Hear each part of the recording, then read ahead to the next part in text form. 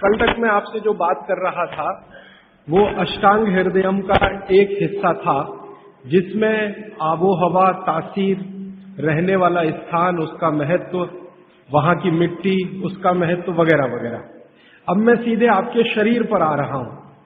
भागवत जी मनुष्य शरीर के बारे में ये कहते हैं कि ये मनुष्य का शरीर सबसे महत्वपूर्ण है और बहुत प्रयासों के बाद मिलता है। ये आपने कई बार सुना होगा।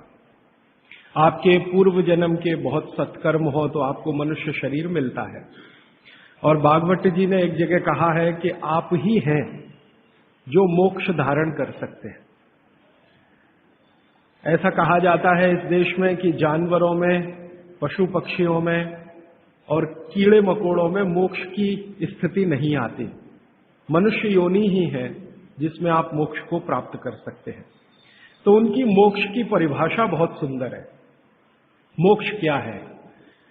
हम सब लोगों ने कई बार अलग अलग समय अलग अलग लोगों से सुना होगा कि मोक्ष ऐसा है, मोक्ष ये है। भागवत जी की परिभाषा बिल्कुल साफ और सरल सीधी है। वो ये कहते हैं कि जो व्यक्ति, मनुष्य, स्त्री हो या पुरुष, कोई भी, अपने दुखों को दूर कर ले और दूसरों के दुखों को दूर करने का काम करे, वही मोक्ष का अधिकारी है। जो व्यक्ति, मनुष्य, अपने दुखों को दूर करे और दूसरों के दुखों को दूर करने का सतत प्रयास करे, उसमें सफलता मिले न मिले, सफलता की बात नहीं कहते वो ये कहते हैं कि प्रयास करे, ईमानदारी से प्रयास करे, तो उसको मोक्ष होता है। माने इस परिभाषा को अगर आप थोड़ा व्यापक करें, दुखों से मतलब क्या, तो भागवत जी कहते हैं कि 3 तरह के दुख सारी दुनिया में हैं। मनुष्य को भी है, हर एक को है। एक तो दैहिक दुख, शरीर का दुख, दैहिक दुख। दूसरा है दैविक दुख, भगवान का दिया हुआ कोई दुख जो आपके शरीर से अलग है। भगवान ने आपको कोई दुख दे दिया, अचानक से आप गरीब हो गए, या अचानक से आपके घर में कोई दुर्घटना हो गई, आग लग गई, धरती कंप आ गया, भूकंप आ गया, आपका घर टूट गया, सब कुछ तहस नहस हो गया, सुनामी आ गया, ये दैविक दुख। और तीसरा और आखिरी दुख है भौतिक दुख। भौतिक दुख में सबसे ज्यादा यही है, गरीबी, बेरोजगारी, भूखमरी। तो वो भागवत जी कहते हैं कि दैविक और भौतिक तीनों दुखों से जो व्यक्ति मुक्त हो और दूसरों को मुक्त करने का रात दिन प्रयास करे, वही मोक्ष का अधिकारी है। आगे के सूत्र में वो ये कहते हैं कि अगर आपने अपने जीवन के तीनों दुख दूर कर लिए और आप दूसरों के दुखों को दूर करने के लिए कुछ नहीं करते, तो माफ कीजिए, आप कभी भी मोक्ष के अधिकारी नहीं हो सकते। हमारे यहां बहुत सारे साधु संत हैं जो हिमालय में जाके तपस्या करते हैं। तो उनकी जो तपस्या है हिमालय की, वो अपने दुखों को दूर करने तक सीमित है। अगर वो वापस हिमालय से लौटकर समाज के दुख को दूर नहीं करेंगे तो किसी को भी मोक्ष नहीं होगा। भागवत जी कहते हैं कि कोई सदगृहस्थ व्यक्ति है, वो स्वामी नहीं है, महात्मा नहीं है, तपस्वी नहीं है, लेकिन अगर वो अपने दुखों से दूर करते हुए दूसरों के दुखों को दूर करने के काम में लगा हुआ है, तो वो कहते हैं कि वो तपस्या करने वाले से ज्यादा बेहतर है, भले ही वो सदगृहस्थ है। और वो ये कहते हैं कि ज्यादा समय, भागवत जी मानते हैं कि सदगृहस्थ ही है जो दूसरों के दुखों को दूर करने में ज्यादा मदद कर सकते हैं, क्योंकि उन दुखों का अनुभव उन्हें है, जिसका दुख वो दूर करने का कोशिश करें। इसका मतलब ये है कि भागवत जी की परिभाषा में गृहस्थी होना, माने सदगृहस्थ होना, ज्यादा बड़ी बात है। वो साधु संतों के बारे में कहते हैं कि ये सिर्फ अपने दुखों के दूर करने के चक्कर में लगे हुए हैं, भगवान से इनकी जो वार्तालाप है या संवाद है वो अपने तक सीमित है, समाज के लिए सिर्फ प्रार्थना करके बंद कर देते हैं, आगे नहीं बढ़ते। इसलिए वो कहते हैं कि आप अपने दुख दूर करें, दूसरों के दुख दूर करने के काम में सतत लगे, भले प्रयास आपका सफल हो ना हो। सफलता की बात वो नहीं कहते, वो ये कहते हैं कि सफलता असफलता वो सब ईश्वर के हाथ में है, आपके हाथ में नहीं है। आप अगर प्रयास कर रहे हैं तो पक्का मानिए कि आपकी मोक्ष में जाने की तैयारी है। ये है उनका सूत्र। यहां से उनकी एक दूसरी यात्रा शुरू होती है। और इस यात्रा में वो ये कहते हैं कि सबसे बड़ा दुख है दैहिक दुख, शरीर का दुख, दूसरा है दैविक दुख, भगवान का, और तीसरा है भौतिक दुख। तो आपसे भौतिक दुख की बात करना मैं समझता हूं कोई जरूरी नहीं है, क्योंकि आप जिस वर्ग से आते हैं आपको भौतिक दुख तो मैं मानता हूं नहीं ही है, तो उस पर समय खराब करने से ज्यादा फायदा नहीं। आपसे जो सबसे ज्यादा मैं बात करूंगा, जिसकी जरूरत भी है आपको, वो दैहिक दुख के बारे में बात करूंगा। आपका शरीर का दुख दूर कैसे करें। तो भागवत जी का सूत्र है, वो ये कहते हैं कि शरीर दुख दूर करने के लिए सबसे महत्वपूर्ण है आपका पेट। ये जो पेट है, शरीर का मध्य भाग, वो ये कहते हैं कि शरीर का दुख दूर करने में सबसे बड़ी भूमिका इसकी है। अगर शरीर का पेट और बाकी अंगों के बारे में प्रतिशत के हिसाब से तुलना करें तो 90% दुख पेट से है, 10% दुख है जो पेट के बाहर से है। पेट के बाहर से माने घुटनों से हो सकता है, एड़ियों से हो सकता है, जंघाओं से हो सकता है, या हृदय स्थान से हो सकता है, मस्तिष्क से हो सकता है। इसको आज की भाषा में अगर मैं कहूं, 90% बीमारियां हमारे जीवन की पेट से जुड़ी हुई हैं, 90%। 10% बीमारियां हैं जो पेट के बाहर की हैं। उन 10% में हार्ट अटैक आ गया, उन 10% में पैरालिसिस आ गया, उन 10% में अर्धांग वायु, पैरालिसिस का ही दूसरा नाम है, वो आ गया, एपिलेप्सी आ गई, वगैरह वगैरह, मस्तिष्क की ढेरों बीमारियां। 10% में ही है बाकी। इस बात को फिर ध्यान दीजिए। पहली बात जो मैंने आपको पहले दिन कही थी कि जिंदगी की बीमारियों में 85% ऐसी हैं जिनको आप खुद ठीक कर सकते हैं, मात्र 15% है जिनमें विशेषज्ञ की जरूरत है। अब भागवत जी की दूसरी महत्व की बात हमेशा याद रखिए कि जितनी बीमारियां हैं उनमें 90% पेट से है, 10% पेट के बाहर से है। और उन 10% में एक्सीडेंट भी शामिल है, आपका ब्रेन हेमरेज भी शामिल है, पैरालिसिस भी शामिल है, हार्ट अटैक भी शामिल है, वगैरह वगैरह, बाकी सब पेट से है। तो भागवत जी कहते हैं कि पेट आपके जीवन का सबसे महत्वपूर्ण अंग है शरीर के लिए और आपको दुख से बचाने के लिए। तो वो कहते हैं कि सबसे ज्यादा ध्यान आपको आपके पेट का रखना है। तो पेट का ध्यान जिंदगी भर आप रखें, उसके लिए उन्होंने सूत्रों की एक श्रृंखला बनाई है। ये सूत्रों का पालन करें तो जीवन में पेट से होने वाला कोई दुख नहीं होगा, माने 90% बीमारियां नहीं होंगी। और ये 90% बीमारियों की संख्या अगर गिनूं तो 148 है। माने आज से मैं जो सूत्र बताने जा रहा हूं, इनका पालन अगर आप करेंगे तो आप अपने जीवन में 148 बीमारियों से हमेशा बचेंगे। और भागवत जी का ये कहना है कि बीमारियों से बचना बहुत महत्व का है बनिस्बत की बीमारियों का इलाज करना। तो अंग्रेजी में अक्सर आपने सुना है prevention is better than cure. तो आप अगर बीमारियों से बच रहे हैं तो वो कहते हैं कि ये सबसे महत्व का है। तो आप उनको आज के सूत्रों को थोड़ा ज्यादा ध्यान से सुने। वैसे तो आप सभी सूत्र ध्यान से सुन रहे हैं, लेकिन आज के जो सूत्र हैं वो जिंदगी का फंक्शनल हिस्सा है। आप जानते हैं कि कोई भी सिद्धांत होता है उसका एक हाइपोथेसिस होता है और उसका एक फंक्शनल पार्ट होता है। तो आज से जो शुरू हो रहा है वो फंक्शनल पार्ट है। इस फंक्शनल पार्ट में सबसे पहला सूत्र भागवत जी का, भागवत जी के लिए उनके 7000 सूत्र सभी महत्व के हैं, सभी महत्व के। उन 7000 में से मैंने कुछ चुनकर निकाले हैं जो मुझे लगता है 2007 के हिसाब से बहुत महत्व के हैं।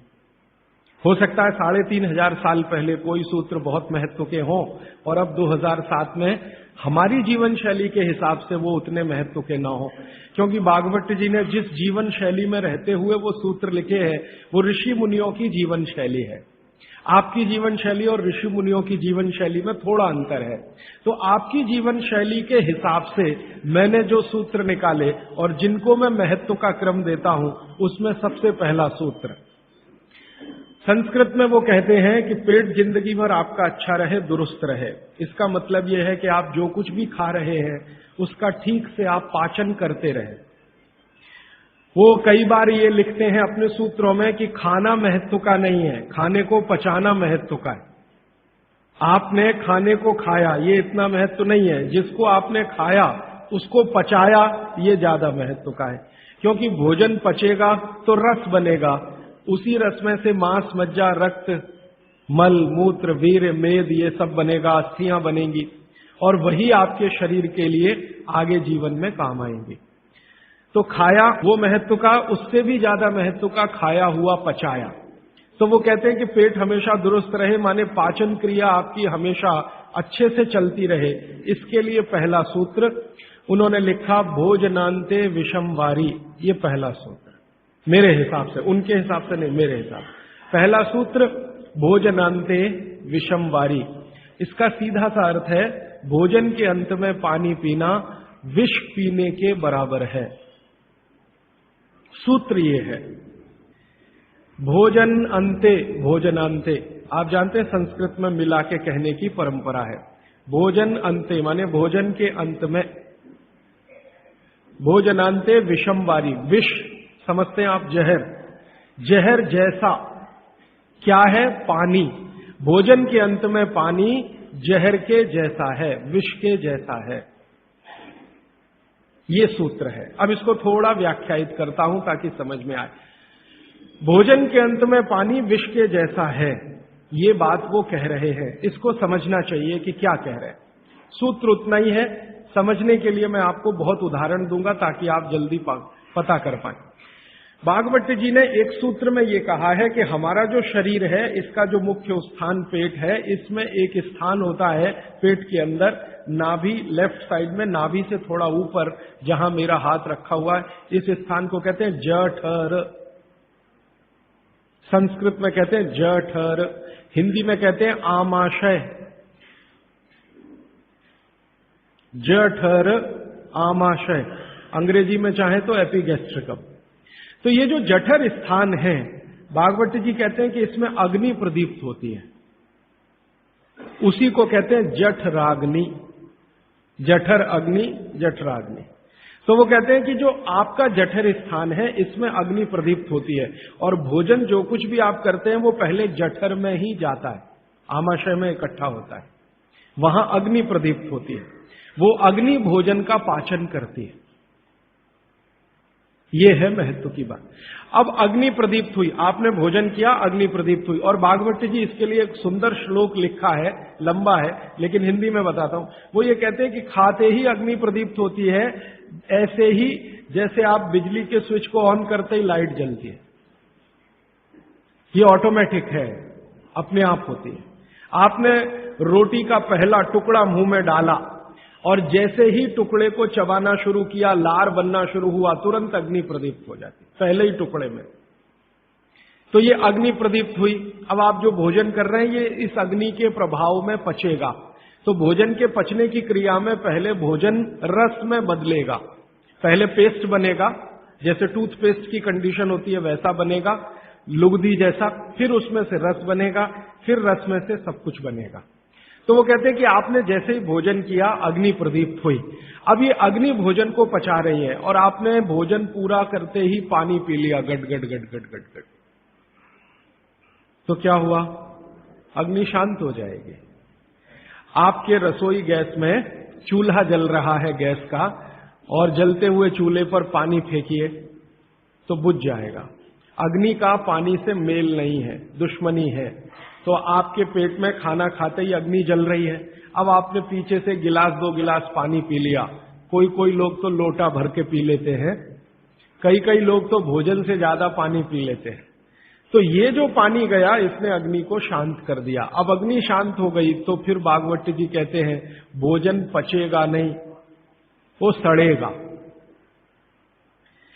अब उन्होंने 20 सूत्र लिखे हैं कि भोजन पचेगा तो क्या होगा और भोजन सड़ेगा तो क्या होगा। मैं सड़ने वाले हिस्से की बात कर लेता हूं। वो कहते हैं कि भोजन अगर सड़ना शुरू हुआ तो सबसे पहले गैस बनेगी, वायु बनेगी, वायु। और ये वायु आपकी जिंदगी हराम कर देगी। और ये वायु की तीव्रता जब बढ़ेगी तो गले में जलन होगी, छाती में जलन होगी, पेट में जलन होगी। फिर और ज्यादा तीव्र अगर ये हो गई वायु तो ये शरीर में जाएगी, घूमेगी, क्योंकि वायु को पकड़ना मुश्किल है, जहां स्थान मिलता है वहीं जाती है। तो ये वायु पूरे शरीर में घूमेगी तो सिर घूमेगा, आपको चक्कर आएंगे, सिर में दर्द होगा, पीठ में भी दर्द हो सकता है, हृदय स्थान पे भयंकर दर्द हो सकता है। कई बार तो इतना दर्द होता है कि आपको लगेगा कि हार्ट अटैक आ गया, लेकिन वो वायु का दर्द है, हार्ट अटैक नहीं। और ये जो वायु बनी भोजन के सड़ने से, इसी वायु में से भागवत जी ने सूची बनाई है कि 103 रोग पैदा होंगे।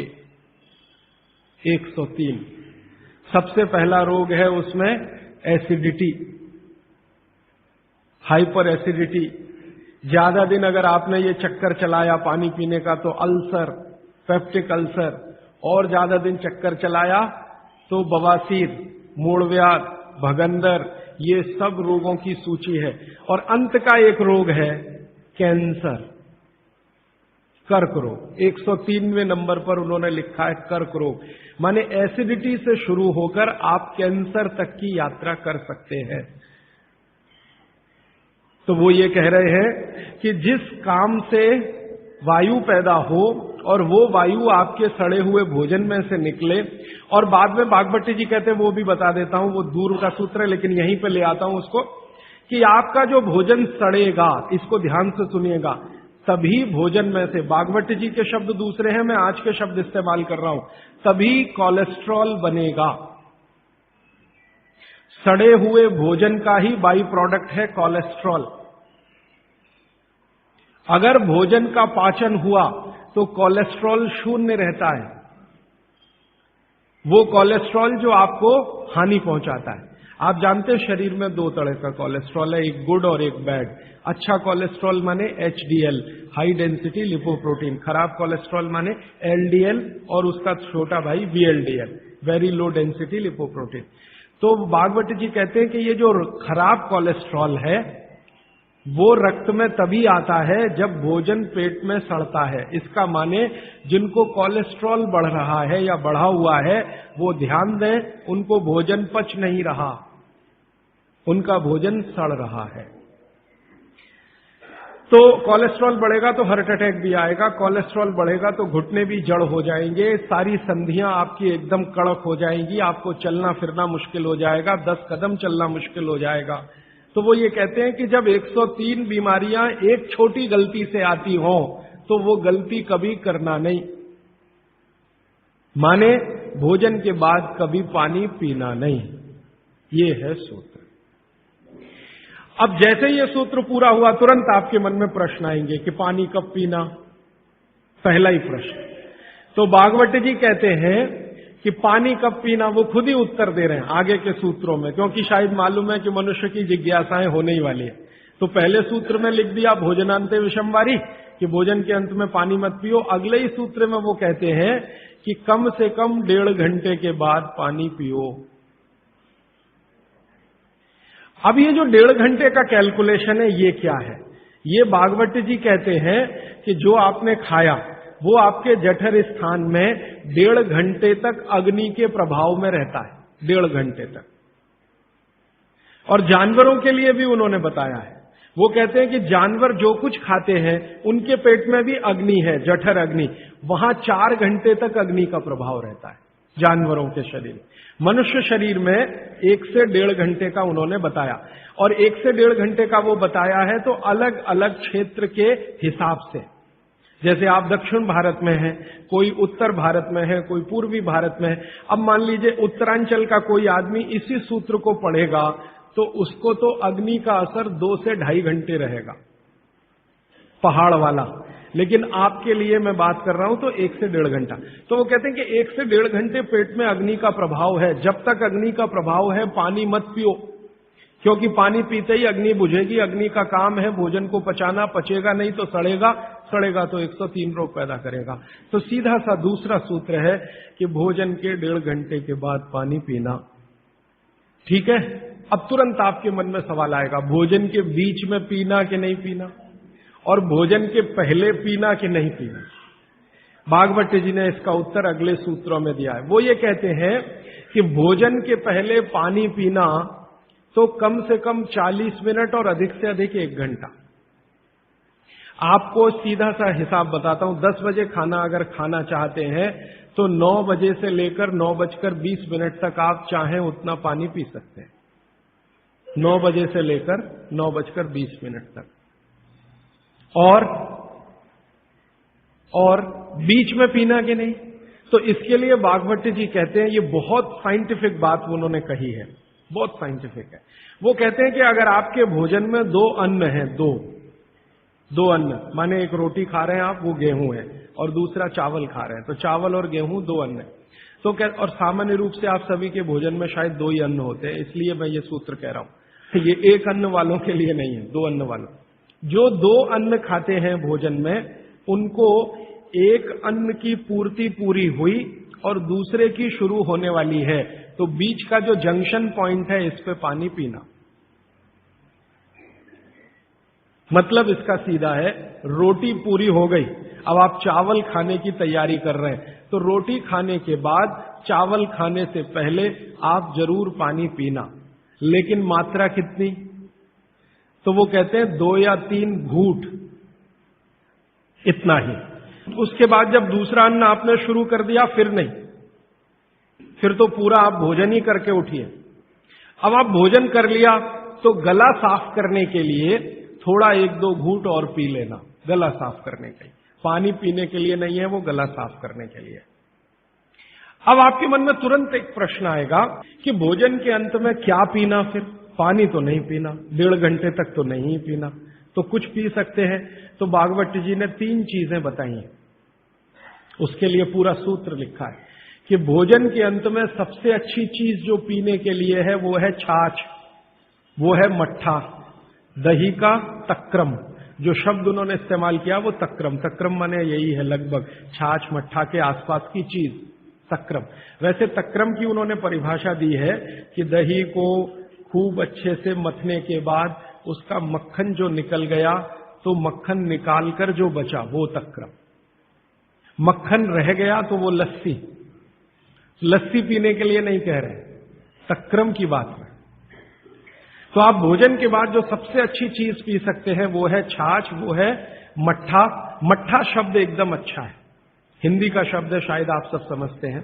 गुजराती हैं तो छाछ आप अच्छे से समझते हैं।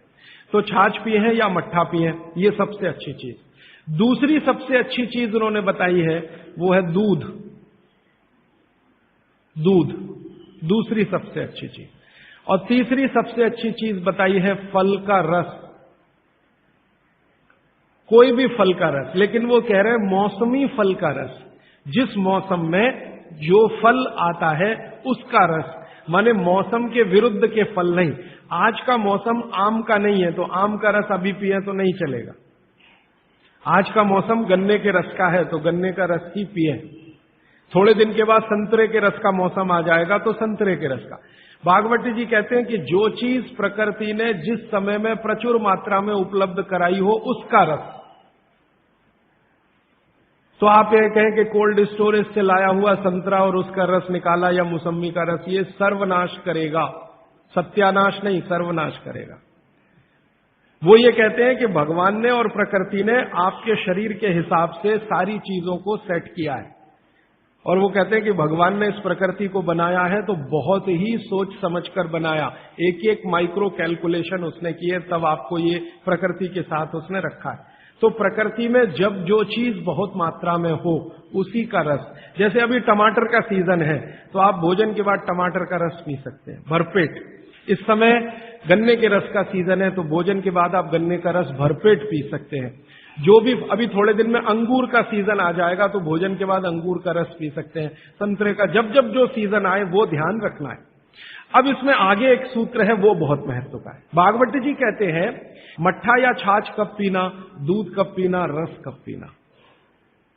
तो उसके लिए उन्होंने बहुत स्पष्ट और बहुत जोर देकर ये कहा है कि मट्ठा हमेशा दोपहर के भोजन के बाद ही पीना, सामान्य लोगों के लिए। असामान्य लोगों के लिए बाद में बताऊंगा। जो सामान्य लोग हैं आपके मेरे जैसे, मट्ठा हमेशा दोपहर के भोजन के बाद ही पीना। और दूध हमेशा रात के भोजन के बाद ही पीना। दूध माने शाम को 6-7 बजे के भोजन के बाद ही पीना। और जूस हमेशा सुबह के भोजन के बाद ही पीना। सुबह का भोजन माने नाश्ता। भागवत जी ने नाश्ता शब्द कहीं नहीं इस्तेमाल किया है, सुबह का भोजन। आप उसको नाश्ता कैसे? तो सुबह के भोजन के बाद जूस, दोपहर के भोजन के बाद मट्ठा और रात के भोजन के बाद दूध। और वो ये कहते हैं आगे के सूत्र में कि इनका क्रम उल्टा सीधा मत करना कभी। माने सुबह के भोजन के बाद दूध पी लिया, रात के भोजन में जूस पी लिया या मट्ठा पी लिया। वो कहते हैं ये उल्टा क्रम आप मत करना। क्यों नहीं करना? तो आगे वो एक्सप्लेनेशन देते हैं, वो ये है बहुत महत्व का कि हमारे शरीर को मट्ठे का पाचन होने के लिए जो रस की जरूरत होती है, रस माने एंजाइम, जो एंजाइम या रस की जरूरत होती है वो दोपहर को ही होते हैं पेट में। इसी तरह हमारे शरीर में दूध का पाचन होने के लिए जो रस की जरूरत पड़ती है या एंजाइम की जरूरत पड़ती है वो सूर्यास्त के बाद ही होते हैं, या सूर्यास्त के समय ही उनकी उत्पत्ति शुरू होती है। और जो रस और एंजाइम की जरूरत जूस पचाने के लिए है वो सुबह ही होते हैं। इसलिए आप नियम बना लो, ब्रेकफास्ट में जूस, लंच में मट्ठा छाछ और डिनर में दूध। बच्चों को भी यही नियम, बड़ों को भी यही नियम। अब आप कहेंगे हमारे बच्चे तो स्कूल जाते हैं दूध पीकर जाते हैं, तो बदल दो, जूस पीकर भेजो या पिलाकर भेजो। और आप कहेंगे जी पिएंगे नहीं। आप जैसी आदत डालेंगे बच्चे वैसे ही होने वाले हैं, क्योंकि बच्चे अपने से कुछ नहीं सीखते, वो आपका सिखाया हुआ है सारा कुछ। तो अब तक आपने बच्चों को दूध पीने की आदत डाली है, आज से माफी मांग लो कि गलती हो गई हमसे। अब हम आपको चाहते हैं कि आप जूस पी के जाओ। क्यों जाओ? तो उनको ये बात समझाओ, शायद समझ जाए, वो भी समझ जाएंगे तो उनकी भी जिंदगी में ये परमानेंट हो जाएगा। सुबह के नाश्ते के बाद जूस पीना, दोपहर के भोजन के बाद मट्ठा, रात के भोजन के बाद दूध। ये सूत्र है। अभी इसके आगे का सूत्र भागवत जी कहते हैं कि आप खाने के 1.5 घंटे के बाद पानी पिएं, क्योंकि जठर के अग्नि के प्रभाव में खाना 1.5 घंटे तक रहता है। तो पानी कैसे पिए? कैसे पिए पानी? तो हमारे यहां पानी पीने के बहुत तरीके हैं। लोटा मुंह से लगाया, गट गट गट गट उतार लिया। गिलास मुंह से लगाया, गट गट गट गट उतार लिया। क्या ये तरीका? तो भागवत जी कहते हैं नहीं, ये तरीका बिल्कुल गलत है पानी पीने। वो कहते हैं कि पानी को चुस्कियां ले लेकर पिए, घूंट भर भर के पानी पिए, सिप ले लेकर पानी पिए। ऐसा पानी पीने का नियम। जैसे आप गर्म दूध पीते हैं ना, भागवत जी बिल्कुल उसके समकक्ष रखते हैं कि गर्म दूध आप जैसे पीते हैं एक एक सिप या चुस्की लेकर घूंट भर के, ऐसे ही पानी पिए। अब ये क्यों? ये समझ लें। आप एक साथ पूरा पानी उतारें गले के नीचे और एक एक घूंट पानी उतारें गले के नीचे, दोनों में जमीन आसमान का अंतर है। क्या अंतर है? मैं आपको एक महत्व की बात समझाना चाहता हूं, ये जीवन भर याद रहे तो बहुत अच्छा। हमारे पेट में भोजन को पचाने के लिए अग्नि होती है और इस अग्नि को तीव्र करने के लिए अम्ल होता है, अम्ल, एसिड। आप जानते हैं पेट में अम्ल बनता है, प्राकृतिक रूप से बनता है। अब पेट में तो अम्ल बनता है और भगवान ने ऐसी व्यवस्था की है कि पेट में अम्ल दिया है और मुंह में क्षार बनता है, जिसको लार कहते हैं आप, लार, स्लाइवा, सैलिवा, लार, लाला रस, अलग अलग नामों से आप जानते हैं। तो मुंह में बनती है लार, ये है क्षार, और पेट में बनता है अम्ल। आप थोड़ा भी अगर विज्ञान जानते हैं तो आप जानते हैं कि क्षार और अम्ल को मिलाओ तो हो जाता है न्यूट्रल। अम्ल और क्षार आपस में मिले तो न्यूट्रल होता है, माने सामान्य चीज बनती है, जिसको हम लोग कहते हैं लवण। एक लवण होता है नमक, वो अलग है, केमिस्ट्री के लवण की बात कर रहा हूं। तो अम्ल और क्षार आपस में मिलते रहे तो न्यूट्रल होते हैं। अम्ल का मतलब है जिसका पीएच 7 से कम है, और क्षार का मतलब है जिसका पीएच 7 के आगे है, और न्यूट्रल का मतलब जिसका पीएच 7 है। ये जो पानी है ना, पानी, ये ना अम्ल है ना क्षार है, ये न्यूट्रल है। तो भागवत जी कहते हैं कि पेट आपका अक्सर पानी के जैसा रहे तो बढ़िया। और जिनका पेट पानी के जैसा, माने पेट की अम्लता ना बढ़े और पेट का क्षारपन भी ना बढ़े, pH 7 के आसपास रहे, तो भागवत जी कहते हैं ऐसे व्यक्ति को 100 से ज्यादा वर्ष जीने की पूरी गारंटी है।